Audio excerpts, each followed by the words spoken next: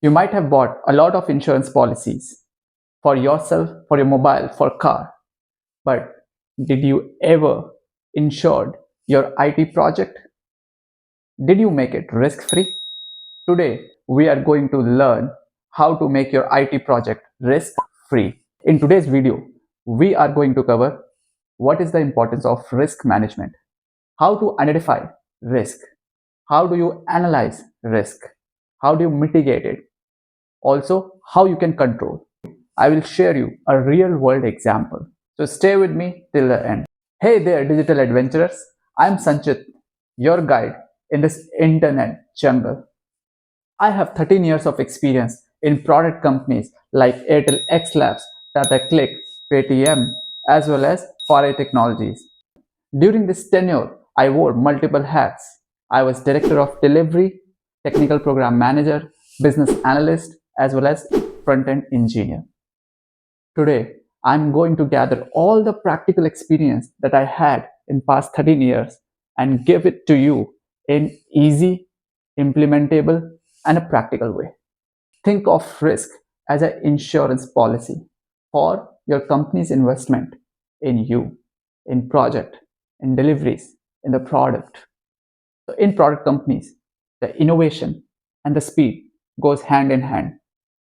However, when they are going together, you might need a safety net.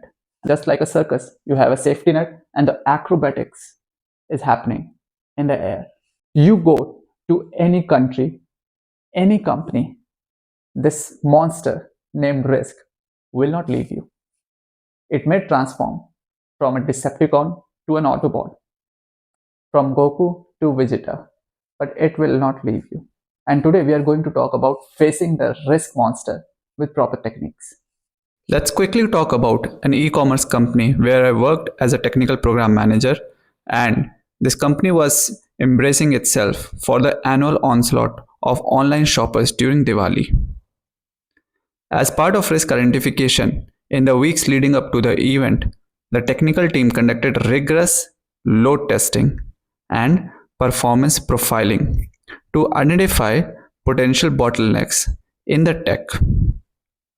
There was an epic which was created for the tech team, which contained almost 20 plus stories. The team scrutinized every component of the infrastructure, which ranged from servers to databases, from content delivery networks to third party integrations, from components in data centers to even AWS infra. So in this workflow, I'm just showcasing the various legs of risk identification that was taken into account. This mind map will give you a rough estimation, a rough idea of how to categorize risk when you are facing a real-time problem. Let's come to analysis. During the analysis, one of our stress tests, DBA discovered a critical bottleneck in the database architecture that threatened to cripple the website under heavy load. The issue stemmed from inefficient query execution and suboptimal indexing, which could lead to prolonged response times and even database crashes during the traffic peak periods. As you know, that the traffic peak starts at 12 a.m. till next day 12. So these were pointers identified during the analysis. Now, what was our mitigation strategy?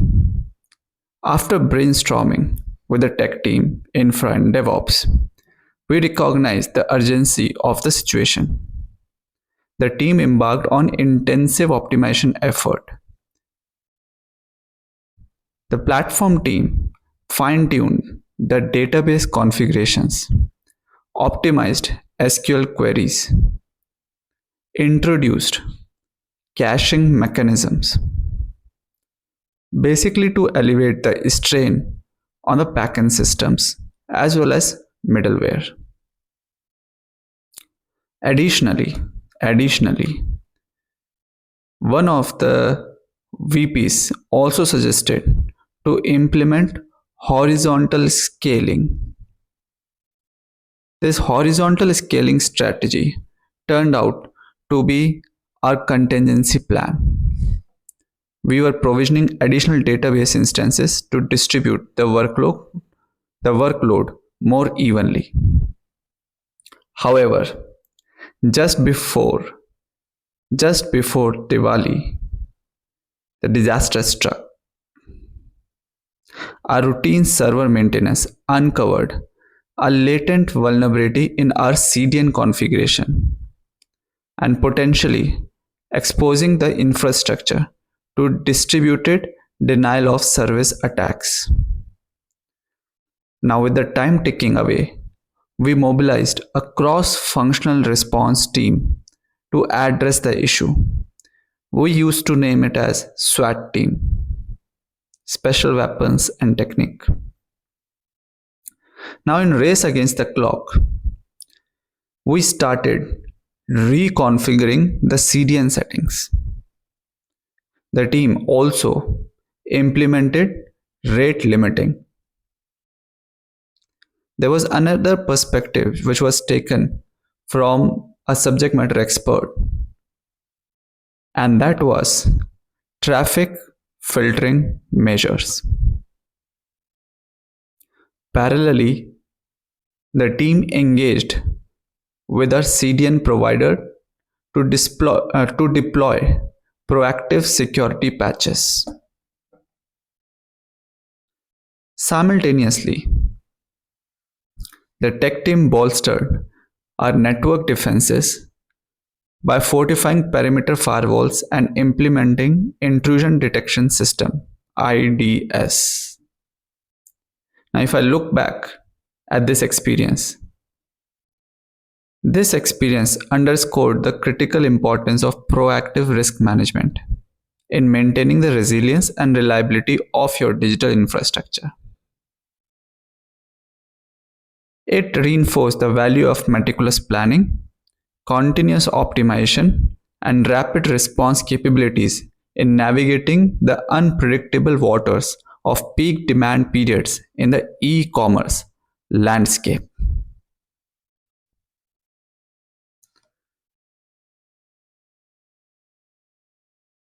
So, risk management techniques. What are those techniques? The techniques are divided into four subparts. One, identify, which is identification. Second, analyze, analysis. Mitigate, mitigation. Control, and monitoring. Risk identification. From where will you identify risk? Product requirement document, business requirement document, functional specification document, functional requirement document, change request document. Every document has one section which is called assumption. So go ahead, review those assumptions. Second part of risk identification is creation of risk register. Whether you are an engineering manager, program manager, senior tech lead, or a delivery head, proactive approach says that you start maintaining risk register from the very first day. So risk register creation becomes part of risk identification. So risk register creation will help you to put all those assumptions into the risk register. The third part of risk identification can be root cause analysis. A very famous technique, which is 5 whys, can be used here. Let's talk about the second point, which is risk analysis. Now, in order to analyze the risk, you should be able to create a risk dependency tracker. Whether you use Trello, Asana, or Jira, risk dependency tracker is an inbuilt feature in this all SaaS platforms.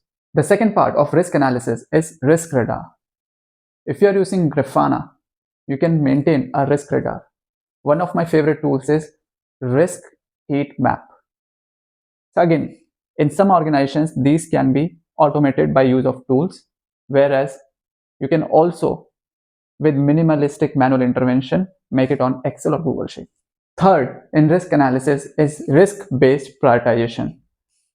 In this, when you are doing a product backlog grooming session or a refinement session, you can add a column named risk category. It could be high, medium, low. Example, if the user story is of two-factor authentication and that has to be done by an in-house team, the category can be low. However, if the same two-factor authentication has to be done by a vendor, you can put it as high. Now, when the product owner will decide out of 20 stories, what are those top 10 that will make it to the sprint, you can consider the risk category of medium and low. Let's come to mitigation part, risk mitigation. I will give you top two. One is acceptance strategy. Second is contingency planning. Now, acceptance strategy says that the risk has occurred and we have to accept it. So if we have to accept, what should be the strategy? What should be our strategy? Accepting it. Is there an alignment with the stakeholders? Contingency planning. This is the core of the risk mitigation. Let's come to risk monitoring and control. Various teams use Grafana. You can use Grafana to monitor the risk. You might have to integrate Grafana with your Jira dashboards or Asana dashboards. Now, most of the people think that once the project is live, we don't have to maintain a risk register. But let me tell you, that's where you are wrong. Change control process or change control board, emergency CAB meetings or CAB meetings, lessons learned document. I have seen a couple of companies, especially engineering team, they maintain lessons learned and continuous improvement talks. This gives an edge to the new developers as well as whenever the product is going for a release, these documents can be referred. So this brings us to the end of our practical session. I hope the insights that I've given you will add value when you are delivering a product. Try to find out which risk strategy worked for you the most. Was it Delphi? Was it 5 Whys? Please comment in the section below. And thank you for watching.